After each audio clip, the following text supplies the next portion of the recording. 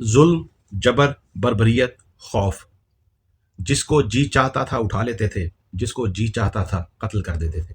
और कत्ल करने पर ही बात नहीं रुकती थी, बल्कि लाशें तक गायब कर देते थे। लवाहिकीन अपने प्यारों की लाशें ढूंढते फिरते थे। ये कहानी है फिल्म सतलुज की, जिसे भारत में मुकम्मल तौर पर बंद कर दिया गया है।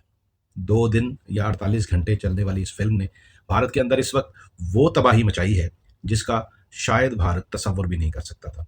पंजाब में लोग इस फिल्म को गुरुद्वारों के अंदर उस तरह, जैसे किसी दौर में हम लोग इकट्ठे होकर टीवी देखा करते थे हमारे बचपन में, उस तरह दिखाया जा रहा है।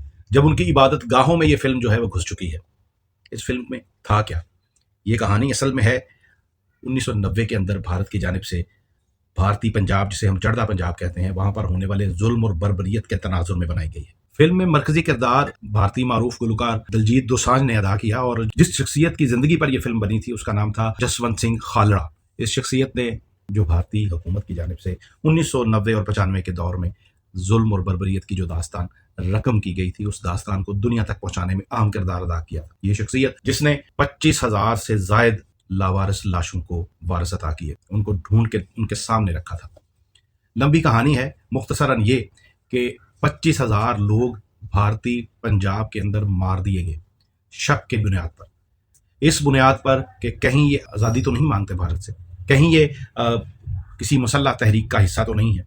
25,000 तसव्वुर करें, अगर ये 25,000 लोग मसल्लह जद्दोजहद कर रहे होते तो आज भारत के हालात क्या होते। इसका मतलब है कि ये लोग कतई तौर पे दहशत गर्द नहीं थे, बल्कि बेशुमार लोग दुश्मनियों की भेंट चढ़े, बेशुमार लोग पैसों के एवज कत्ल कर दिए गए, बेशुमार लोग सिर्फ पुलिस वालों के और भारतीय फोर्सेस की जानिब से जो गुस्सा है उस गुस्से की भेंट चढ़ गए। ये 25,000 लोग कत्ल हो गए।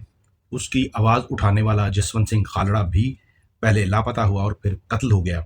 लेकिन इस वक्त बज़ाहिर पंजाब के अंदर अमन है, भारतीय पंजाब के अंदर। लेकिन इस फिल्म का गुरुद्वारों के अंदर दिखाया जाना इस बात की दलील है कि लोगों के जख्म आज भी हरे हैं, आज भी उनमें से खून रिस रहा है। बेगुनाह खून किसी जगह पर भी बहाया जाए वो रिश्ता रहता है, वो कई कई नस्लों तक रिश्ता रहता है। उसका दर्द, उसका कर्ब कई नस्लें महसूस करती हैं, और ये हम अपनी आंखों के सामने होता हुआ देख रहे हैं।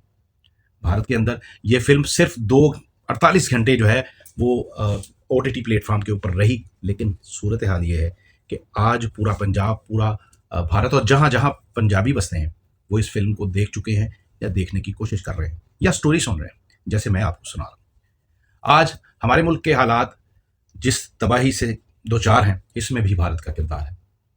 लेकिन ये तबाही आज हमारे हिस्से में तो है, लेकिन भारत में बज़ाहिर अमन क्यों है?